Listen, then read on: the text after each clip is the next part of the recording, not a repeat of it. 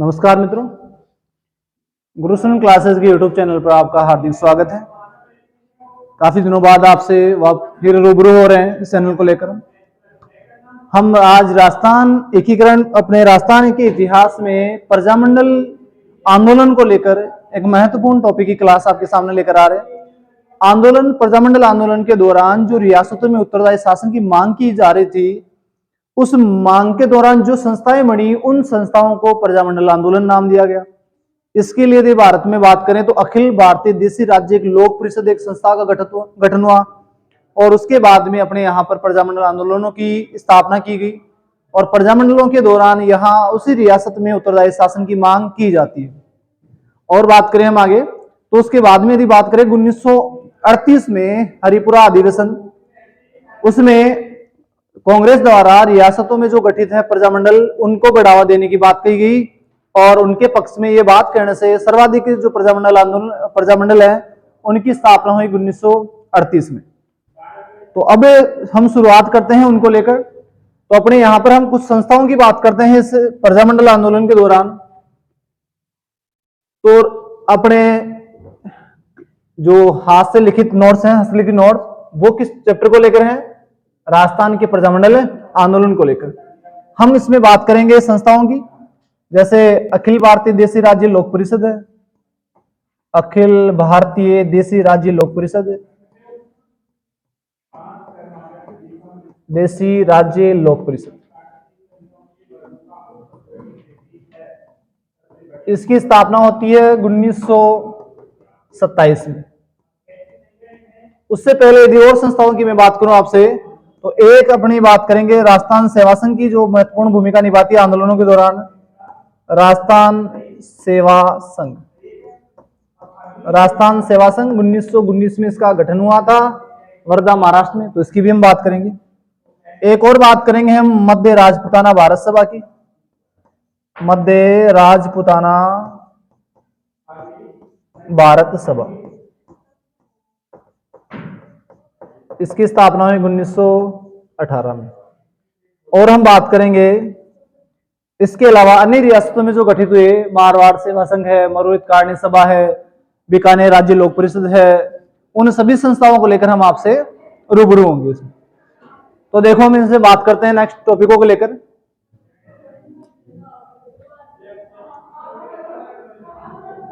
पहली अपनी संस्था है राजस्थान सेवा संघ। राजस्थान सेवा संघ, राजस्थान सेवा संघ की स्थापना हुई 1919 में। 1919 में इसकी स्थापना होती है। महात्मा गांधी जी के विचारों से प्रेरणा लेकर अपने करने वाले हैं विजय सिंह पथिक। तो अपना एक संस्था है जिसका नाम है राजस्थान सेवा संघ, राजस्थान सेवा संघ।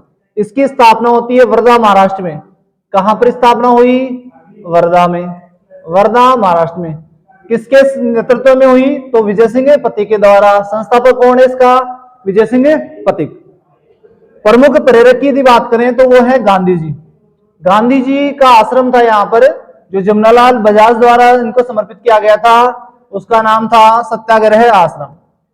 तो ये इसके प्रथम जो अध्यक्ष बने वर्धा के, इसमें राजस्थान सेवा संघ के, उनका नाम है विजय सिंह पथिक। तो अपना पहला संगठन हो गया राजस्थान सेवा संघ। इसकी स्थापना होती है वर्धा, महाराष्ट्र में, गांधी जी के आश्रम में, और ये जमनालाल बजाज द्वारा इनको समर्पित किया गया था। और गांधी जी की प्रेरणा से अपना राजस्थान का संगठन बनता है राजस्थान सेवा संघ, जिसके द्वारा यहाँ के किसान आंदोलनों और रियासतों के जो प्रजामंडल आंदोलन थे उनमें महत्वपूर्ण भूमिका निभाई जाती है। स्थापना 1919 में हुई वर्धा, महाराष्ट्र में, और फिर इसको स्थानांतरित कर दिया गया 1920 में अजमेर में। कहां स्थानांतरित कर दिया गया? अजमेर में। तो आगे हम बात करें, इसकी स्थापना का उद्देश्य था किसानों के हितों के लिए आंदोलन करना, किसानों के हितों के लिए आंदोलन करना। तो देखो हमने पहले बात की है कि किसान जब आंदोलन किए जा रहे थे, उस आंदोलन के दौरान विजय सिंह पथिक ने बार बार कांग्रेस को अवगत करवाया कि वो अपने किसान आंदोलनों का सहयोग करे। इसके लिए 1919 में वो जाते हैं वर्धा में मिलने के लिए, तो वहां पर जाकर इनके बारे में बताया। तो इसका मुख्य उद्देश्य रखा गया किसानों के हितों के लिए आंदोलन करना। दूसरी बात है किसानों और जागीरदारों के मध्य समन्वय स्थापित करना। इसका मुख्य उद्देश्य था किसानों को लेकर। और बात करें हम इसकी, तो सर्वाधिक भूमिका निभाने वाला यह आंदोलन है किसमें? किसान आंदोलनों में। तो इस संस्था की सर्वाधिक भूमिका किसान आंदोलन। 1923 में हम बात करेंगे, जब विजय सिंह फतेह की गिरफ्तारी के बाद में आंदोलन कमजोर हुआ और लगभग 1927 तक आते आते बुंदी किसान आंदोलन के समय इस आंदोलन का विघटन हो गया और यह आंदोलन है, ये अपनी संस्था है, समाप्त हो जाती है। नेक्स्ट बात करते हैं इसकी। 1920 में इसे वर्धा से हटाकर अजमेर लाया गया, तो उस समय जब वर्धा से एक प्रकाशन किया जा रहा था समाचार पत्र का, उसका नाम था राजस्थान केसरी। उस समाचार पत्र का नाम था राजस्थान केसरी। कहां से प्रकाशित हो रहा था यह समाचार? तो यह प्रकाशित था वर्धा, महाराष्ट्र। इसका मुख्यालय 1920 में बना दिया गया अजमेर। कहां बनाया गया? अजमेर में। और इसके सदस्य थे राजस्थान सेवा संघ के हरिभाई किंकर और रामनारायण चौधरी। हरिभाई किंकर और रामनारायण चौधरी। अब आगे देखो, रियासतों का प्रथम राजनीतिक संगठन है, उसकी बात करेंगे हमें। ये तो अपना हो चुका आरएसएस। उसके बाद में राजपुताना मध्य भारत सभा की स्थापना होती है 1918 में।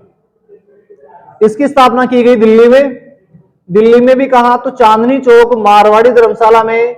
और इसका पहले मुख्यालय बनाया गया कानपुर, और फिर जब स्थानांतरण कर दिया गया संस्था का, तो इसका स्थानांतरण करने के बाद में यानी कि इसका मुख्यालय बना दिया गया अजमेर।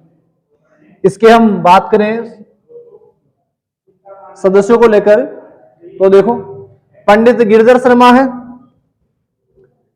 प्रथम बैठक के, जिनको अध्यक्ष हमने बनाया था। पंडित गिरधर शर्मा प्रथम बैठक के अध्यक्ष बने, और इसकी प्रथम बैठक कहां हुई थी? दिल्ली में। जमनालाल बजाज है प्रथम राष्ट्रीय अध्यक्ष बनाए गए। गणेश शंकर विद्यार्थी है, उनको इसका सदस्य बनाया गया और उपाध्यक्ष के रूप में इनको भूमिका दी गई। तो ये कानपुर से एक पत्र निकालते थे जिसका नाम था प्रताप पत्रिका। अर्जुन लाल सेठी है और चांदकरण शारदा है, नरसिंह देव सरस्वती है। अर्जुन लाल सेठी के द्वारा अपने यहाँ पर क्रांतिकारियों को बढ़ावा देने के लिए, प्रशिक्षण देने के लिए वर्धमान विद्यालय की स्थापना की थी। और मुख्य भूमिका में रहते हैं विजय सिंह पथिक। अजमेर में ही इन्होंने अपना इसका जो अधिवेशन हुआ था, उस अधिवेशन में अपना वास्तविक नाम भूप सिंह का जिक्र किया या भूप सिंह नाम बताया था। राजस्थान में इसका मुख्यालय अजमेर में किया गया। राजस्थान में इस संस्था का जो मुख्यालय है वो अजमेर में होता है। और उद्देश्य रखा गया कि कांग्रेस की नीतियों को जनमानस तक पहुंचाना। मध्य राजपुताना संघ की बात कर रहा हूं मैं। शासकों और जागीरदारों के विरुद्ध जनता में जो जागृति है उसको उत्पन्न करना और प्रवासियों का सहयोग प्राप्त करना। आगे देखो, इसकी 4 बैठकें होती है। 4 बैठकों में पहली बैठक की मैं बात करूं तो 1918 में की गई दिल्ली में पंडित गिरधर शर्मा के नेतृत्व में। दूसरी बैठक हुई अमृतसर 1919 में पंजाब में। तीसरी की बात करें हमें तो अजमेर में होती है मार्च 1920 में, और इसके अध्यक्ष बनाए गए जमनालाल बजाज को। और चौथा जो इसका अधिवेशन बुलाया जाता है वो नागपुर में बनाया गया 1920 में, और एन.सी. केलकल को इसका अध्यक्ष नियुक्त किया गया था, लेकिन बाद में गणेश नारायण हेमानी द्वारा इसकी भूमिका निभाई जाती है। तो इस प्रकार से ये अपना एक संगठन बना, और इस संगठन के नेतृत्व में इतने 4 अपने अधिवेशन हुए। तो राजस्थान में रियासतों के संगठन के लिए पहला यदि कोई संगठन है तो उसका नाम है राजपुताना मध्य भारत सभा। कब हुई इसकी स्थापना? 1918 में। आगे बढ़े उसको लेकर। अब देखो 1920 में इस संस्थाओं के माध्यम से गांधी जी को अवगत कराया जाता है, तो कांग्रेस का समर्थन मिलना शुरू होता है इनको। तो नागपुर अधिवेशन हुआ था 1920 में। उस अधिवेशन में राजपुताना मध्य भारत सभा को कांग्रेस की सहयोगी संस्था का दर्जा दिया गया। कांग्रेस का सहयोगी संगठन इसको बताया जाता है। एक महत्वपूर्ण संस्था है अखिल भारतीय देशी राज्य लोक परिषद। इसके बारे में बात करते हैं। अखिल भारतीय देशी राज्य लोक परिषद। अखिल भारतीय देशी राज्य लोक परिषद की स्थापना हुई 1927 में। पहले जो गठन होना था उसका निर्णय किया गया पूर्णा महाराष्ट्र में। बैठक में निर्णय होता है प्रजामंडल आंदोलन को बढ़ावा देने के लिए प्रस्तावित हुआ था ये संगठन है सूरत में, लेकिन बाढ़ आने के कारण ताप्ती नदी में इसको वहां से चेंज किया गया और बंबई में 1927 में कांग्रेस के 17 प्रतिनिधियों द्वारा इस संस्था को स्थापित किया गया। कौन संस्था है? अखिल भारतीय देशी राज्य लोक परिषद। इसका उद्देश्य था रियासतों में उत्तरदायी शासन की स्थापना करना। आगे बात करें तो इस संस्था द्वारा प्रजामंडल आंदोलनों में महत्वपूर्ण भूमिका निभाई जाती है। इस संस्था का विलय किया गया 1948 में पटाभी सीतारामैया के नेतृत्व में, जो अध्यक्षता में बनती है। अपना जयपुर अधिवेशन हुआ था 1948 में। इस संगठन का कांग्रेस में विलय कर दिया गया। कौन से संगठन का? तो अखिल भारतीय देशी राज्य लोक परिषद का, जिसकी स्थापना 1927 में होती है और उसका उद्देश्य था प्रजामंडल आंदोलन को बढ़ावा देना और इसका विलय 1948 में किया गया कांग्रेस में। तो 1948 में अधिवेशन हुआ था अपने जयपुर में पटाभी सीतारामैया के नेतृत्व में। आगे बढ़े, देखो इस संस्था के प्रथम अध्यक्ष थे दीवान बहादुर रामचंद्र राव। दीवान बहादुर रामचंद्र राव। उपाध्यक्ष बनाया गया विजय सिंह पथिक को। पथिक के मूल नाम की बात हो चुकी है कि इन्होंने अजमेर के तीसरे अधिवेशन में अपना मूल नाम बताया था, भूप सिंह। ये बुलंदशहर यूपी के हैं और सशस्त्र क्रांति के प्रयास के दौरान ये राजस्थान आए और इनको और गोपाल सिंह खरवा को पकड़कर अपने यहाँ टोडगढ़ जेल में रखा गया। साधु के वेश में यहां से फरार हुए और उसके बाद में इन्होंने बिजोलिया किसान आंदोलन का नेतृत्व किया और इनका उपाध्यक्ष पद, यदि आरएसएस की बात करें तो वे भी विजय सिंह पथिक द्वारा की जाती है। उपाध्यक्ष बनाया गया इनको इस संगठन का। मंत्री की बात करें तो मंत्री है रामनारायण चौधरी। कार्यकारिणी सदस्य की बात करें तो त्रिलोक चंद माथुर जो करौली से हैं, रामदेव पोदार बीकानेर से हैं, कन्हैयालाल कलंत्री जोधपुर से और माणिक्यलाल वर्मा के प्रयासों से इस संघ का 7वां अधिवेशन दिसंबर 1945 और जनवरी 1946 में उदयपुर में आयोजित होता है। इस अधिवेशन की अध्यक्षता की जाती है पंडित जवाहरलाल नेहरू के द्वारा। और यदि इसके संदर्भ में हम बात करें तो सागरमन गोपा को जहां जैसलमेर में अत्याचार किए जा रहे थे उन पर, तो उनके द्वारा भी उनको अवगत कराया गया, पंडित जवाहरलाल नेहरू और शेख अब्दुल्ला को। और उसके अलावा और बात करें तो अपने मीणा समाज पर या मीणा जनजाति को लेकर बात करेंगे, जयराम पैसा कानून, तो उसके लिए भी वहां से छुटकारा देने के लिए बात की गई। तो इस अधिवेशन में उसका भी जिक्र किया गया। तो इस प्रकार से अपने 3 संगठन हुए। अगला देखो कांग्रेस का एक अधिवेशन देखते हैं 1938 में हरिपुरा अधिवेशन। हरिपुरा अधिवेशन कांग्रेस का हरिपुरा अधिवेशन होता है 1938 में, गुजरात में स्थान है और इसकी अध्यक्षता की जाती है सुभाष चंद्र बोस द्वारा। प्रजामंडल आंदोलनों के कांग्रेस की भागीदारी की औपचारिकता की घोषणा करना इसका उद्देश्य रखा गया और रियासती जनता को प्रजामंडल की स्थापना के लिए प्रोत्साहित किया गया। कौन से अधिवेशन में? तो हरिपुरा अधिवेशन में। कब? तो 1938 में। यदि पूछे प्रजामंडल के हितों के लिए या रियासतों में प्रजामंडल की स्थापना के लिए कांग्रेस ने कब समर्थन दिया, तो 1938 के हरिपुरा अधिवेशन के दौरान कांग्रेस द्वारा इस समर्थन दिया जाता है। अब अपने इन 3 संस्थाओं की बात की हमने। पहला था अपना राजस्थान सेवा संघ आरएसएस, जिसकी स्थापना की गई वर्धा महाराष्ट्र में विजय सिंह पथिक द्वारा गांधी जी की प्रेरणा से। अध्यक्ष भी किसको बनाया गया इस संस्था का? विजय सिंह पथिक को। इसकी भूमिका में महत्वपूर्ण योगदान निभाने वाले थे हरिभाई किंकर, रामनारायण चौधरी। इस संस्था का उद्देश्य था किसानों के लिए, हितों के लिए आंदोलन करना और किसानों और जागीरदारों के मध्य आपस में समन्वय स्थापित करना। और बिजोलिया किसान आंदोलन, बूंदी किसान आंदोलन, तो इन आंदोलनों के दौरान इन्होंने महत्वपूर्ण भूमिका निभाई। अपने समाचार पत्रों की जब बात करेंगे तो इसके द्वारा राजस्थान केसरी के नाम से वर्धा से समाचार पत्र निकाला गया। फिर वही समाचार पत्र जब अपने 1920 में अजमेर से निकालते हैं तो उसका नाम रखा गया नवीन राजस्थान। और इसका 1923 के बाद में यदि जयनारायण व्यास द्वारा संपादन देखें तो फिर ये तरुण राजस्थान के नाम से संपादित हुआ। दूसरी हमने बात की राजपूताना मध्य भारत सभा की। राजपूताना मध्य भारत सभा की स्थापना की जाती है 1918 में। और इसकी स्थापना की गई थी दिल्ली में चांदनी चौक धर्मशाला में। इसका मुख्यालय पहले रखा कानपुर, फिर रखा गया अजमेर। पंडित गिरधर शर्मा को इसका पहला अध्यक्ष नियुक्त किया गया। जमनालाल बजाज को राष्ट्रीय अध्यक्ष बनाया गया। गणेश शंकर विद्यार्थी को उपाध्यक्ष बनाया गया। अर्जुनलाल सेठी, चांदकरण शारदा, नरसिंह देव सरस्वती, विजय सिंह पथिक, इन सब का इस संस्था से संबंध रहा है। इस संस्था के 4 अधिवेशन होते हैं, दिल्ली में 1918 में, अमृतसर में 1919 में, इंपोर्टेंट है अजमेर वाला 1920 में, जिसकी अध्यक्षता की जाती है बजाज के द्वारा। और फिर 1920 में हुआ इसका नागपुर अधिवेशन। इस अधिवेशन को यानी कि नागपुर अधिवेशन में गांधी जी ने इस राजपूताना मध्य भारत सभा को कांग्रेस का सहयोगी संगठन का दर्जा दिया। अगली संस्था है अपनी अखिल भारतीय देशी राज्य लोक परिषद। अखिल भारतीय देशी राज्य लोक परिषद की स्थापना होती है 1927 में। कांग्रेस के 17 सदस्यों द्वारा स्थापित यह संस्था है। इसका मुख्य उद्देश्य था रियासतों में उत्तरदायी शासन की स्थापना करना।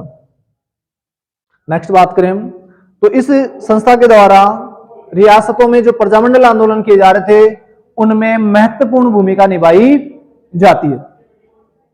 देखो आगे और चले, हरिपुरा अधिवेशन हो गए। अब बात करते हैं हम प्रजामंडल के विकास के चरण। तो ये अपने को 3 प्रकार से चरणों में देखने को मिलते हैं। पहली चीज, इसका जो प्रथम चरण है उसमें हम गतिविधियां रखेंगे 1927 से पूर्व की।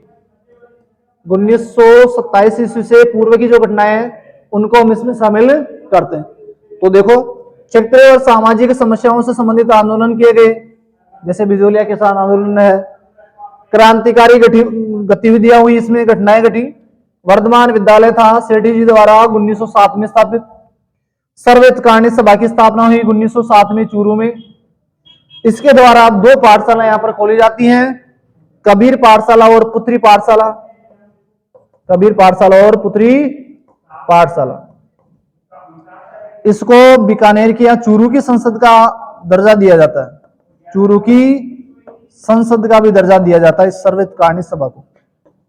स्वामी गोपाल दास के नेतृत्व में इसका गठन हुआ था। अगली संस्था है वीर भारत सभा। 1910 में भूप सिंह और गोपाल सिंह खरवा के नेतृत्व में इसका गठन हुआ। नेक्स्ट बात करें आरएसएस राजस्थान सेवा संघ, जिसकी स्थापना हुई 1919 में वर्धा महाराष्ट्र में, और अजमेर में 1920 में इसका मुख्यालय ट्रांसफर किया गया। राजपूताना मध्य भारत सभा की स्थापना हुई 1918 में, और चरखा संघ जो जमनालाल बजाज द्वारा 1925 में अजमेर में गठित किया गया था, और उसको भी 1927 में जयपुर में स्थानांतरित कर दिया गया। तो इन संस्थाओं की स्थापना की जाती है आंदोलन के प्रथम चरण में। पहली बात करें, वर्धमान विद्यालय हुआ 1907 में। सर्वहितकारी सभा की स्थापना हुई। कबीर पाठशाला, पुत्री पाठशाला, वीर भारत सभा, एक और आता है वीर भारत समाज, तो उसमें हम केसर सिंह बारट की बात करेंगे। राजस्थान सेवा संघ और मध्य राजपूताना भारत सभा, चरखा संघ, ये अपने पहले चरण में। दूसरे चरण की बात करें तो 1927 से लेकर 1938 तक। 1927 के बाद से लेकर हम बात करेंगे 1938 तक। अखिल भारतीय देशी राज्य लोक परिषद की स्थापना हुई 1927 में। 1927 में जयपुर प्रजामंडल की स्थापना हुई 1931 में। जयपुर प्रजामंडल की स्थापना हुई 1931 में कपूरचंद पाटनी के द्वारा। बूंदी प्रजामंडल की भी स्थापना 1931 में होती है कांतिलाल जैन द्वारा। हाड़ौती प्रजामंडल की स्थापना हुई पंडित नैनोराम शर्मा द्वारा 1934 में। मारवाड़ प्रजामंडल की भी स्थापना की जाती है 1934 में। इससे पहले मारवाड़ में और संस्थाएं हो चुकी थी। मरु हितकारिणी सभा है, मारवाड़ हितकारिणी सभा है, उसके अलावा मारवाड़ सेवा संघ है और मारवाड़ देशी राज्य लोक परिषद है। इन संस्थाओं की स्थापना हो चुकी थी। 1931 में मारवाड़ यूथ लीग की स्थापना हो चुकी थी। तो ये सारे, और बीकानेर प्रजामंडल की स्थापना की बात करें तो 1936 में इसका गठन होता। तो ऐसा प्रजामंडल जो अपने राजस्थान से बाहर हुआ, तो इसकी स्थापना हुई थी कलकत्ता में मदाराम वेद द्वारा। और बात करेंगे तो यहाँ बीकानेर में बीरबल दिवस भी मनाया जाता है। कौन सा दिवस है? बीरबल दिवस। मारवाड़ की बात करेंगे जोधपुर प्रजामंडल में तो कृष्णा दिवस। कौन सा दिवस है? कृष्णा दिवस। और धौलपुर की बात करेंगे तो तासिमो कांड का हम जिक्र करेंगे। आगे देखो 1938 के चरण को लेकर, तो तृतीय चरण में हम बात करेंगे 1938 के बाद में। तो 1938 में सर्वाधिक अपने प्रजामंडलों का गठन होता है और उसके बाद में अपने राजस्थान में सभी रियासतों में लगभग प्रजामंडलों का गठन कर दिया जाता है। उत्तरदायी शासन की स्थापना कर दी जाती है, उसकी घोषणा कर दी जाती है और अंत में 1948 में अखिल भारतीय देशी राज्य संघ का कांग्रेस में विलय कर दिया जाता है। तो इस प्रकार से अपने एकीकरण तक पहुंचने, अपने इस प्रजामंडल आंदोलन को लेकर हमने कुछ चरणों की बात की। तो इसके शुरुआत में जो संगठन थे उनकी भी हमने बात कर ली और इसके अलावा मुख्य जो संगठन थे उनको एक बार हम और देखते हैं। देखो, सर्वहितकारिणी सभा, सर्वहितकारिणी सभा, तो ये सभा है चूरू में गठित हुई थी गोस्वामी गोपाल दास द्वारा 1907 में। पुत्री पाठशाला और कबीर पाठशालाओं का गठन किया गया। आगे बात करें मरुधर हितकारिणी सभा, मरुधर हितकारिणी सभा, तो 1915 में। मारवाड़ हितकारिणी सभा, हितकारिणी सभा 1918 में। इसका पुनर्गठन हुआ 1923 में जयनारायण व्यास के द्वारा, जयनारायण व्यास के द्वारा।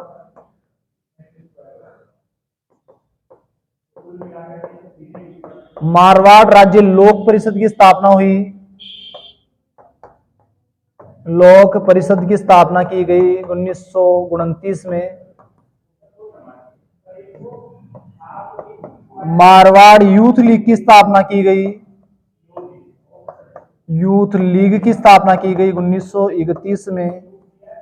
तो इस प्रकार से संगठन थे अपने, जिसमें अलग से भी हम जिक्र करेंगे उनका। सर्वहितकारिणी सभा थी अपनी, सर्वहितकारिणी सभा चूरू में है। मरुधर हितकारिणी सभा 1915 में जिसका गठन किया गया मारवाड़ प्रजामंडल आंदोलन के दौरान। मारवाड़ हितकारिणी सभा है 1918 में चांदवंश सुराणा के द्वारा, उसका पुनर्गठन किया गया 1923 में जयनारायण व्यास और आनंददास सुराणा के द्वारा। मारवाड़ हितकारिणी सभा, मारवाड़ राज्य लोक परिषद का गठन हुआ 1929 में और मारवाड़ यूथ लीग इसकी स्थापना की जाती है 1931 में और फिर 1934 में गठन होता है मारवाड़ प्रजामंडल का, मारवाड़ प्रजामंडल का गठन किया जाता है। आगे हम बात करें तो अपने ये कुछ चरण थे अपने इस इतिहास लेकर। तो यहां तक हमने बात की प्रजामंडल आंदोलनों को लेकर। इस प्रजामंडल आंदोलनों के मुख्य मुख्य चरण पढ़े हमने, जो संस्थाएं थी उन संस्थाओं की बात की जिसके कारण इस आंदोलन को बढ़ावा दिया। और ये संस्थाएं रियासतों में आंदोलन की स्थापना करने के लिए प्रोत्साहित करती हैं और जन जागृति फैलाती हैं। तो यहां से जो जो प्रमुख नेता थे उनके द्वारा इस प्रजामंडल को आगे बढ़ाया गया। तो आज के लिए इतना ही काफी। आप सभी का धन्यवाद। आप सभी हमारे चैनल से जुड़े रहें। धन्यवाद। जय हिंद।